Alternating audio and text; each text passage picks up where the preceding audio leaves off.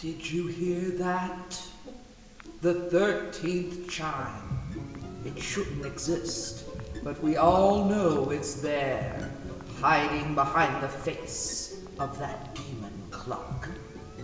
Once more it is time for the veil of shadows to be lifted. Once more it is time for the Hallow-Holics Anonymous podcast.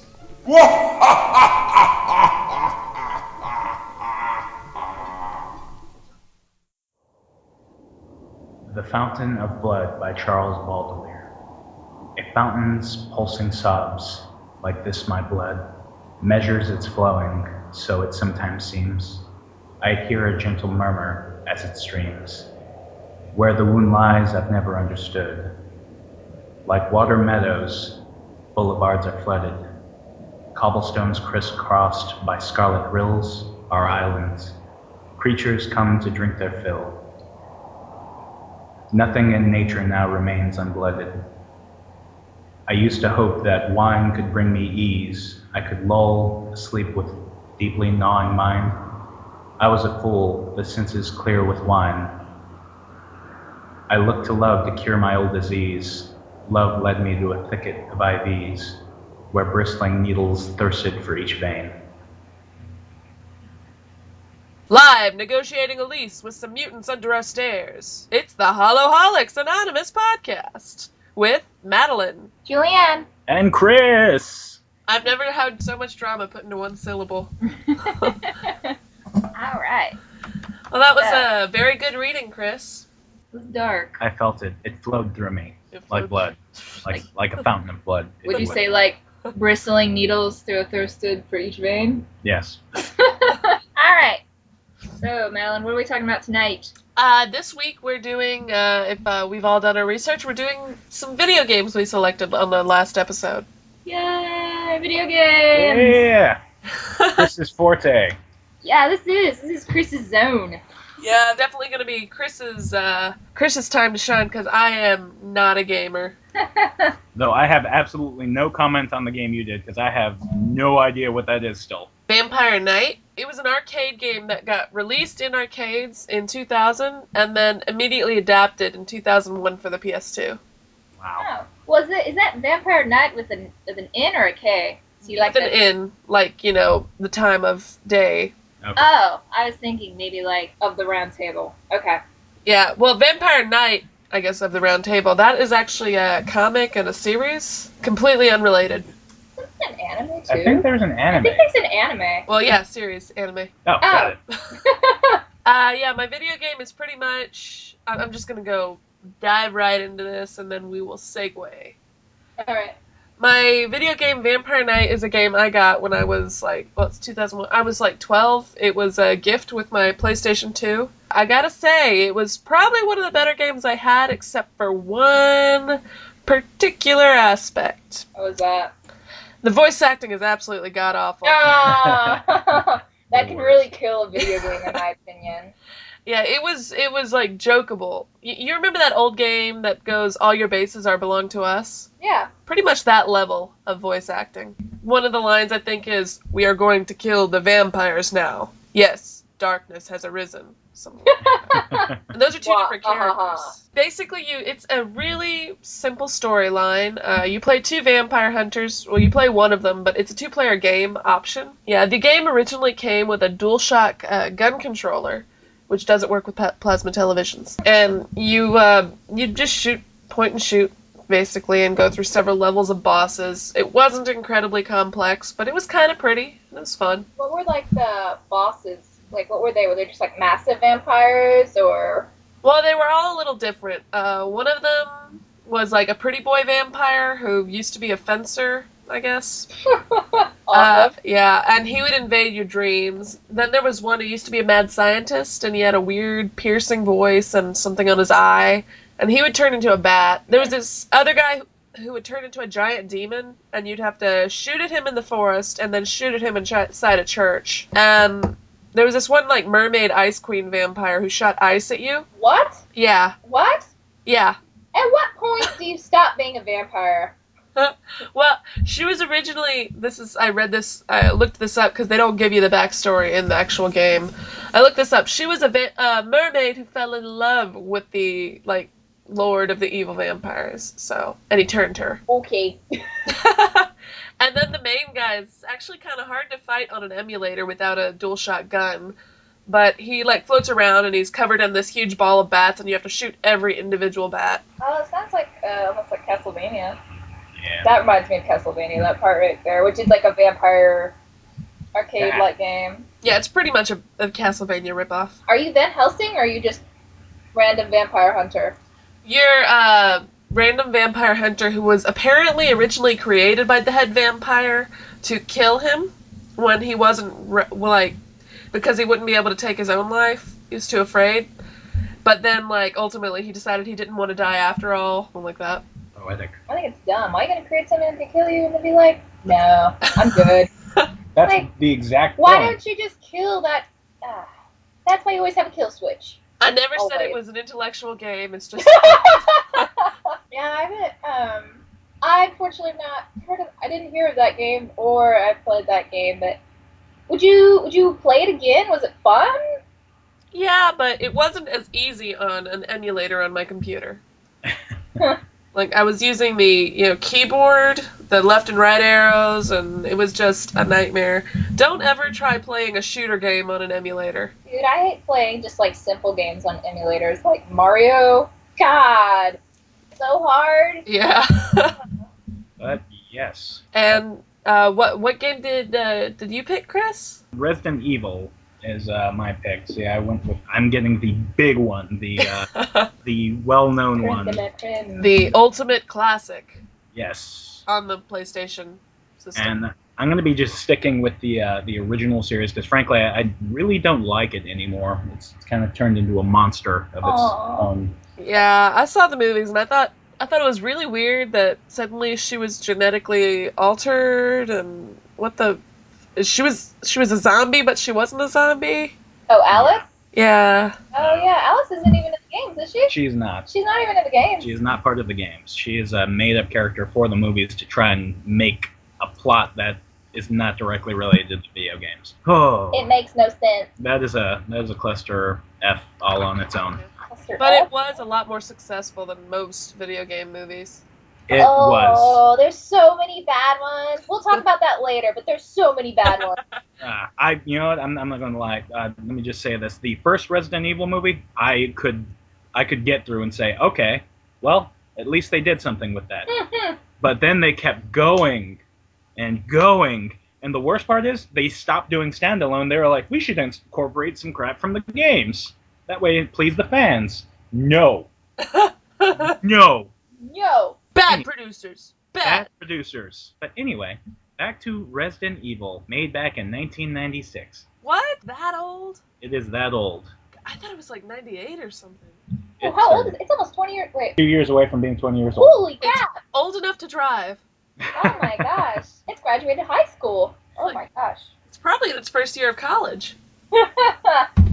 But with the original that started on PlayStation, you want to talk about bad acting, go and Google later, opening cutscene for Resident Evil PlayStation. And you will see one of the worst things, probably. It's literally like watching a B-movie from the 80s. Because they actually used live-action cutscenes for the opening. What? Yeah. Oh, yeah, they used to do that with video games. They used to have, actual, cutscenes would be actors. Yep, it's real actors, and then it just kind of eventually cuts to the polygon when you start playing. Huh. So, I would suggest just go Google or YouTube that and just enjoy yourself and the terrible acting. But anyway, Resident Evil is about a small task force called STARS. They are hearing about these murders going on in the woods outside of their city, which is Raccoon City, and they get drawn away. Sorry. What was that? Julianne's run off to go do something real quick. Anyway, the first team goes, Bravo team, and disappears. So follow-up, Alpha team goes out to see what's happened, and starts finding just body parts everywhere of their compatriots just lying around. So are they like a military task force? Yes, as well. I mean, they're just part of the local police force, but they're just their own designated, I guess, supposed to be badasses. Okay. Oh, you didn't already say his name, did you? No. Okay. God. Anyway, there are a very few survivors as most of Alpha Team now starts getting decimated, and they all run into this mansion. And there's 5 survivors, 2 of which are the main focus of this, which are Jill Valentine, who goes on to be in most of the other games, and also going on in the other games, Chris Redfield. Chris! Really, Julianne? Dude, if you, like, heard the way the evil bad guy in these movies says his name, it's not... You just have to do it. You just have to. Spoiler alert. Anyway, other survivor, Wesker, Albert Wesker, is with you, and throughout the game you keep running into him, and then you come to find out he's part of these sadistic medical trials that were going out there to develop this really super badass virus to turn people into zombies. Mm-hmm. Why did they develop the virus? They're For evil. funsies? Yeah, Okay. they're evil. Oh, okay. It's what every scientist wants, uninhibited Zombies. do what they want. Yeah. It just seems like every time there's like an experiment, it's always super soldier. Or maybe that's just comic books. That would be the Resident Evil movies. Well, I guess it started with the Nazis. Yeah. Always starts with the Nazis. Fucking Yeah, Nazis. Nazis. God. But for the most part, I mean, yeah, that is what the game is. You are in this mansion wandering around solving puzzles, trying to get into these locked rooms, which, I mean, if you think about it, who the hell had time to set that up? It's like, oh, you better push this statue on top of this tile. It'll open this trapdoor. It's like... Maybe an autistic person designed the building. Oh. Maybe. I mean... But anyway, awesome game. It has had a few reboots, and that's actually getting ready to be rebooted again for new generation consoles. What system is it going to be on? I believe it's going to be on the Xbox 360, PlayStation 3, PlayStation 4, and Xbox One, if I'm not mistaken.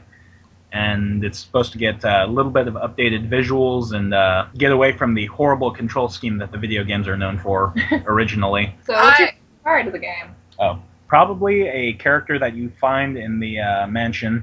He's part of your task force. You cannot make him survive. Aww. There's like about 8 or 9 ways the guy can die. He can be eaten by a snake trying to save you. Oh my god. Eaten by a shark trying to save you. Let me think. He can just bleed out if you don't help him at one point. Does he survive? No. There's no way to help the guy. Oh. Because if you save him from bleeding out, he comes and tries to save you at a crucial part in the game and ends up he gets eaten. What's his name? Do you remember? I can't. You're like, God damn it, Joe!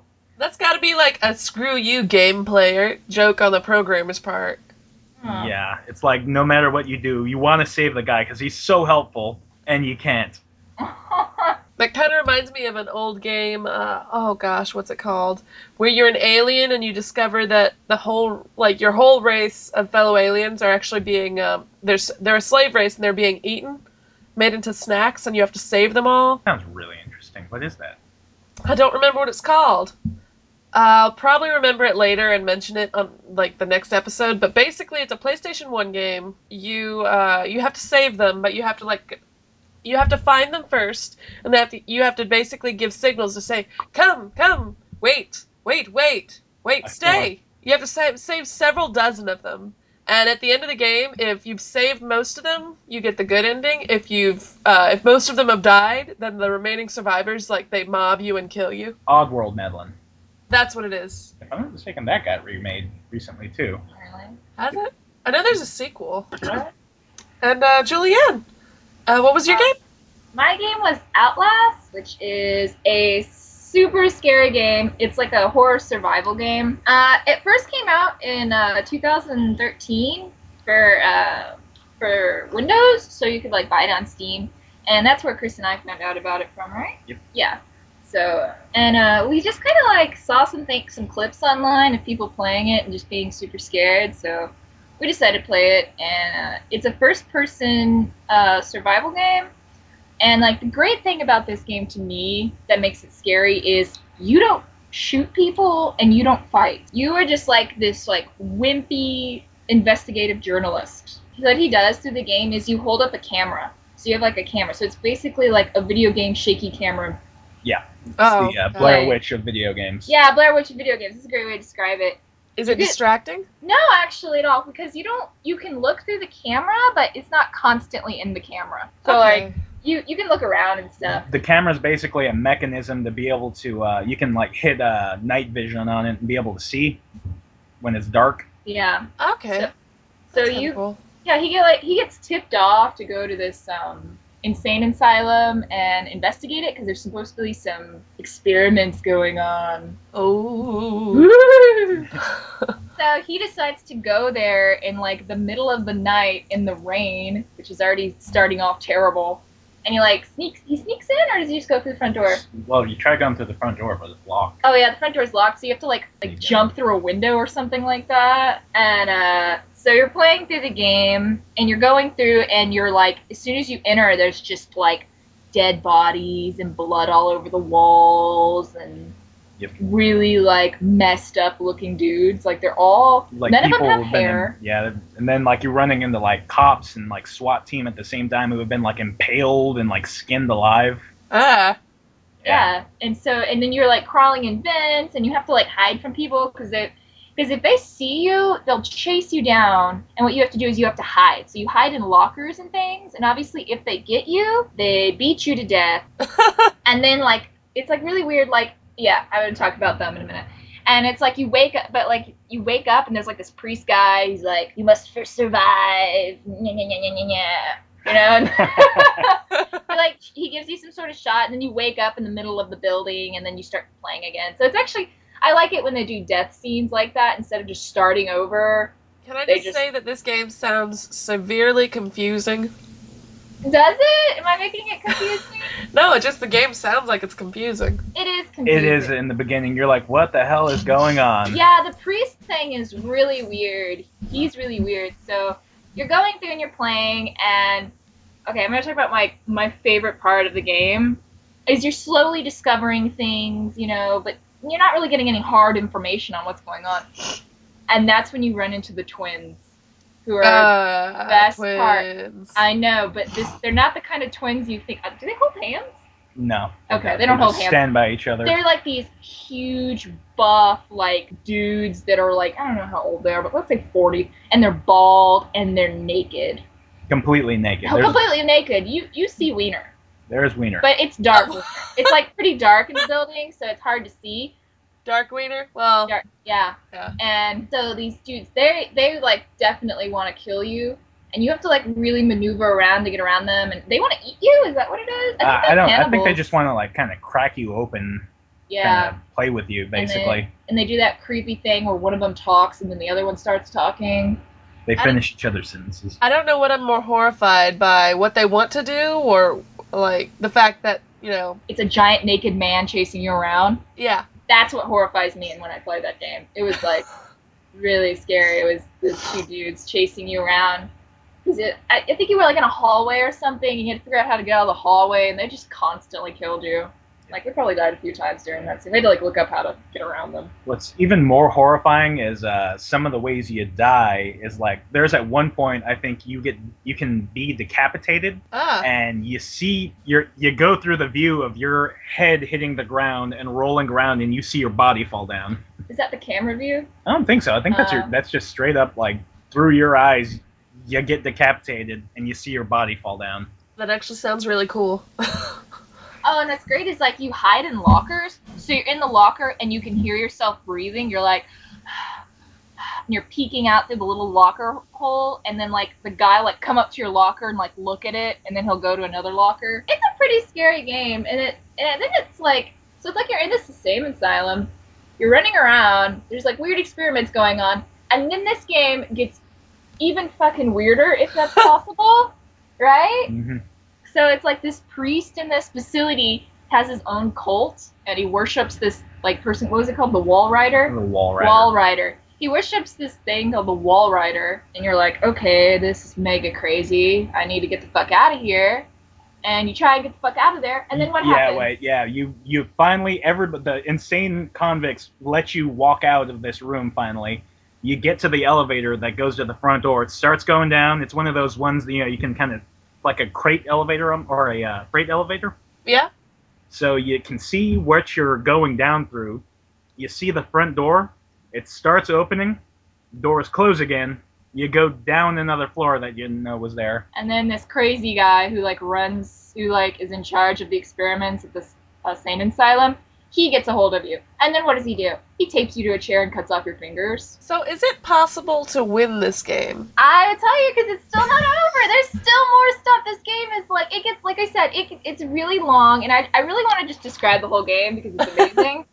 And I really loved it. It was a scary game because, like I said, you couldn't fight. You couldn't do anything. You were just hopeless, pretty much, right? Yep. If you want to play this game, don't listen to me for the next few minutes because I'm going to give you the ending because it's amazing. So you get away from the executive, you trick him and you run away, and you end up in an even deeper portion of this fucking sane asylum that's apparently I don't know, 18 like a really sterile, stories. it's like a sterile lab. It's like a basement. It's And the largest insane asylum known to man. Basically. And there is a female section, and I was very disappointed the female section you could not go in. What? Yeah, I wanted some crazy ladies, but no crazy ladies, unfortunately. So you go down to this basement. It's super nice, really nice lab experiments, and that's when you start finding paperwork, and it's during Nazi times we did experiments, and we created this guy who's called the Wall Rider. Nazis again, every time, all the time. So the Wall Rider is a real person. Yeah, it's like a person they experimented on. He basically kind of started having out-of-body experiences, and he's kind of like a ghost kind of roaming around this insane asylum. And you find his actual body, and he's kind of just medically living, or he's what's the word?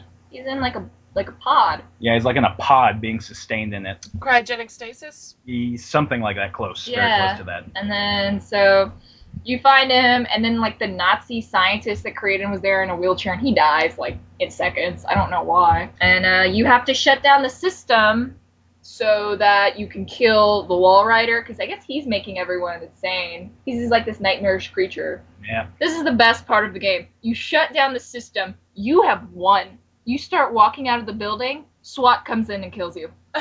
It's not SWAT so much as the military being oh, can't let you out. Yeah, military shoots you. You got all the evidence. You made it through. You survived. You lost a few fingers. Nope, no survival. You die. Well, that game sounds like it was designed by some pretty sick fucks. Yep. It was made by some of the people who did Assassin's Creed and Prince of Persia.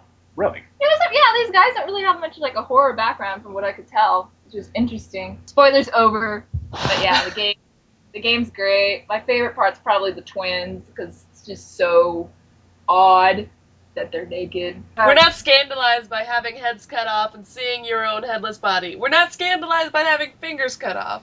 We're not scandalized by having your skull cracked open and eaten like a delicious gelatin. But naked men? Really? They went there? That is tasteless. It was just very odd just to be chased around trying to be killed by these two naked twins. Dongs flopping. Dongs flopping. Chris and I played this game together, actually. Chris, do you have any comments? Julianne covered most of it. Absolutely horrible game. It's really good. Play it, but play it with a grain of salt, knowing that you will see some shit, man. Some people like to say this game isn't scary, but I think that they're just trying to be badass. It is scary because we tried playing it at night one time, and we're like, you know what? Let's just go to bed. Let's play it tomorrow in the morning. Yeah, it's a fun game. It was really fun, I liked I just really like games where you're kind of hopeless and you're just kind of a normal dude, a little different to play as. Right. So would you say that it's easier to play a game like this, a horror game, than to actually watch a horror movie?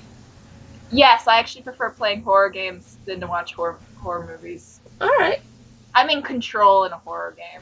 Yeah. Well, I would just like to take this time to mention a new game coming out at alphabetagamer.com. It's a new Puppet Master game. It's styled like PlayStation 2 graphics, and it looks really fun. You get to play a puppet, from Puppet Master. Huh.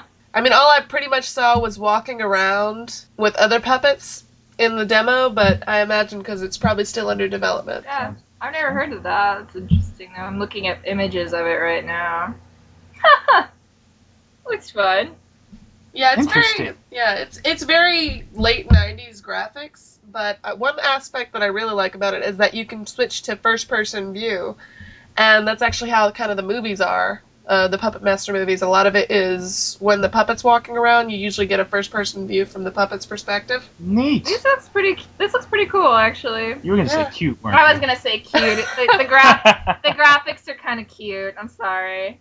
Well, that's okay. The puppets, they generally switch between being really cute to being really disturbing, so it's fine. There's like another. We should talk about another game. The Slender game. You. Yeah. Walk through the woods and collect pieces of paper, and then Slender Man is like appearing every once in a while and scaring the shit out of you. Yep. I think I played that game.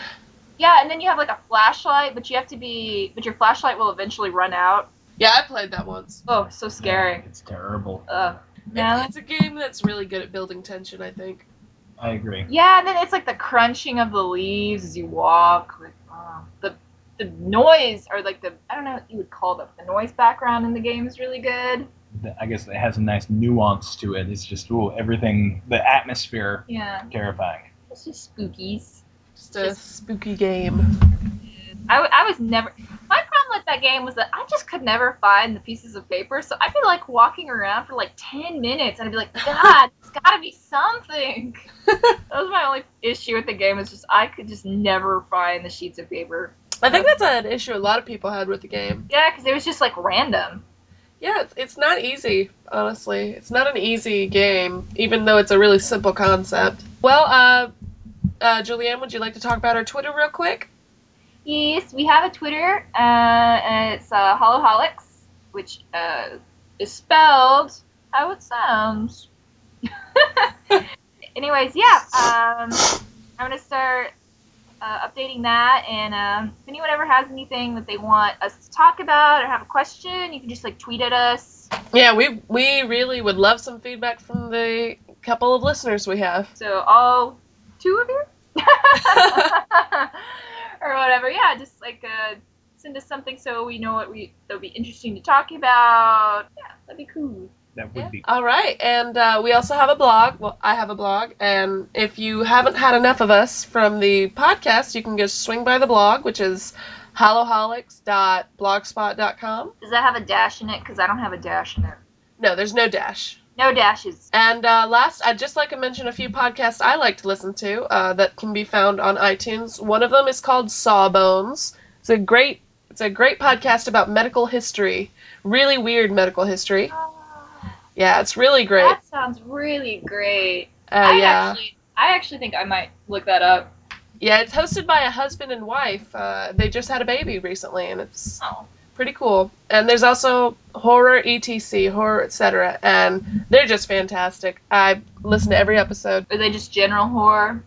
They talk about all kind of stuff. They did some great episodes on Italian horror. They actually did some retrospectives of some big franchises. Like, they did a huge, 4-episode parter for Friday the 13th. Oh, that's cool. And they did some commentary on the movies, and it was pretty awesome. That sounds pretty neat. And, do we have anything else to say, Chris?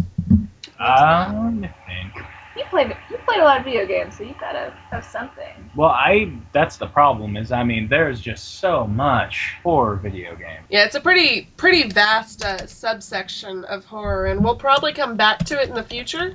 Yeah, because definitely a few other spooky games we can think of. Yep. One of Julianne's favorites, BioShock. BioShock. The original BioShock. Yeah, I've watched a friend of mine play that. It's a pretty good game. It's pretty cool. Did you ever get to Andrew Ryan? We will save that for a episode. Okay. Yeah, because I'll be excited to talk about that one. I love that game. It's probably one of my favorite games. Yeah. It sounds like our tenants are starting to rebel beneath the stairs. Gonna have to go take care of that. Bye, guys. Goodbye, Madeliene. Julianne. Goodbye. I don't know what I'm doing.